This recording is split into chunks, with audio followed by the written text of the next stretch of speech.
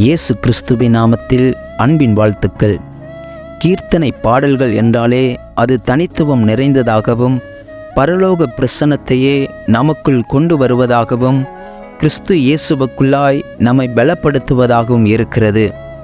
ஒவ்வொரு பாடலுக்கும் அதன் உருவான விதங்கள் ஆச்சரியமாகவும் வியக்க வைப்பதாகவும் இருக்கிறது. இந்த நிலையில் புகழ்பெற்ற பாடலான என் மீட்பர் உயிரோடு இருக்கையிலே எனக்கு என்ன குறை உண்டு நீ சொல் மனமே என்ற பாடலை பாடியவர் அருள் திரு ஞா சாமுவேல் ஐயர் ஆவார். இவர் தஞ்சாவூர் மாவட்டம் கும்பகோணம் அருகிலுள்ள கருப்பூரில் 1850ஆம் ஆண்டு செப்டம்பர் 18ஆம் தேதி பிறந்தார். சாமுவேல் ஐயர் ஒரு சிறந்த வேத நிபுணர், தமிழ் மொழிப்பற்று மிக்கவர். அது மட்டுமின்றி கர்நாடக இசையையும் முறைப்படி கற்றவர். இப்படிப்பட்ட சிறந்த மேதை எழுதிய பாடலே இப்பாடல். போதகர் சாமுவேல் தரங்கம்பாடி மற்றும் பெங்களூர் இறையியல் கல்லூரிகளில் பேராசிரியராக பணிபுரிந்தார். தன் வாழ்க்கையில் பயங்கரமான சோதனைகள் பலவற்றை அனுபவித்தார். தொடர்ந்து வந்த துன்பங்களால் வேதனையுற்று சோர்வு மேலிட ஒரு நாள் மாலை மயங்கும் வேளையில் ஓரிடத்தில் நடந்து சென்று கொண்டிருந்தார்.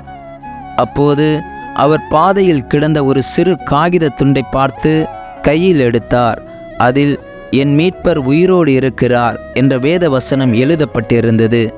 வேத அறிஞராகிய சாமுவேலின் மனக்கண்முன் யோபுவின் வாழ்க்கை திரைப்படம் போல ஓடியது.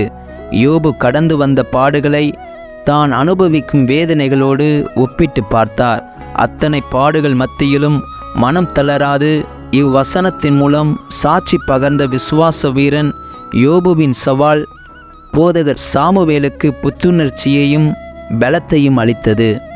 தனது வேதனை புலம்பல்கள் நின்று விடுபெற்ற போதகரின் உள்ளம் புதிய உற்சாகத்தால் நிறைந்தது. இவ்வசனம் அவர் உள்ளத்தில் தந்த நம்பிக்கையே இப்பாடலாக உருவெடுத்தது. தன் வாழ்க்கையின் சோர்வுகளை இப்பாடலை கொண்டு மேற்கொண்டு வெற்றி பெற்றார். கருத்து மிகுந்த இப்பாடல் இன்றும் சோர்ந்து போகும் மக்களுக்கு நம்பிக்கையூட்டும் பாடலாக விளங்குகிறது. சாமுவேல் ஐயர் எழுதிய குணப்படு பாவி என்ற மற்றொரு கீர்த்தனை திருச்சபை வழிபாட்டில் பாவ அறிக்கைக்கு வழிநடத்தும் பாடலாக உபயோகப்படுத்தப்படுகிறது. சாமுவேல் ஐயர் 1927ஆம் ஆண்டு தேவனுடைய மகிமைக்குள் பிரவேசித்தார். இந்த காணொளி நிச்சயம் உங்களுக்கு பிரயோஜனமாக இருக்கும் என்று நம்புகிறோம். இந்த காணொளியை கேட்ட உங்களையும் உங்கள் குடும்பத்தையும் கர்த்தர் ஆசீர்வதிப்பாராக. ஆமேன்.